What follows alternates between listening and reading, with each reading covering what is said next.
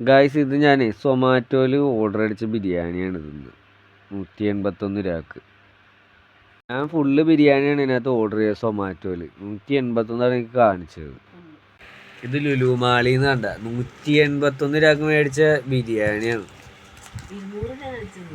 181 രൂപയായിരുന്നു ബിരിയാണി. ഇതാണ് ഒരു 181 രൂപയുടെ ബിരിയാണി. ഇത് തുറന്നു വെച്ചത്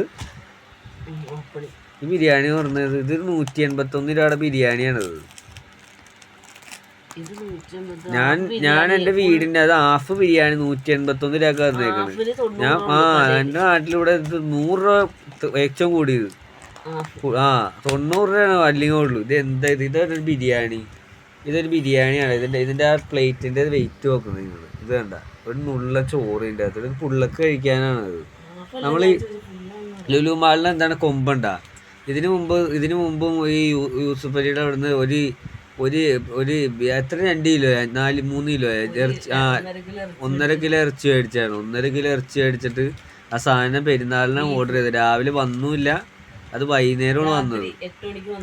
8 മണിയായപ്പോൾ വന്നേക്കണിട്ട് ആ നേരമായിട്ട് വന്നിട്ട് ആ സാധനം കൊള്ളൂലായിരുന്നു.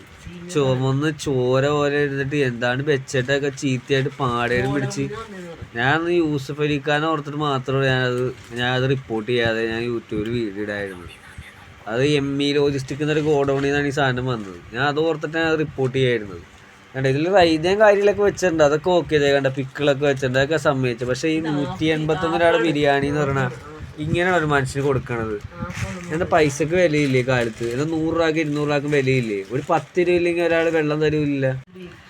ഞാനിത് ഒരു ഫുൾ ചോറാണെന്ന് ഓർത്ത് മേടിച്ചാണ്. ഇത് എന്തെന്ന് കാണിച്ചു വിട്ടിട്ടുണ്ട്. ഇത് ഹാഫ് ഉള്ളത്. ഈ പ്ലേറ്റിന്റെ കനം നോക്ക് നിങ്ങൾ. പ്ലേറ്റിന്റെ കനം നോക്കി എന്തെന്ന്. ഇത് ഇവിടെ ചില കടയിൽ അൺലിമിറ്റഡ് കൊടുക്കുന്നുണ്ട്. പാവങ്ങളുടെ കടയിൽ അൺലിമിറ്റഡ് ഉണ്ട് 100 രൂപക്ക്. പിന്നെയും ചോറ് മേടിച്ച് തന്നെ. ഇതൊക്കെ എന്തിനാണ് ഇങ്ങനെ കാണിക്കുന്നത്?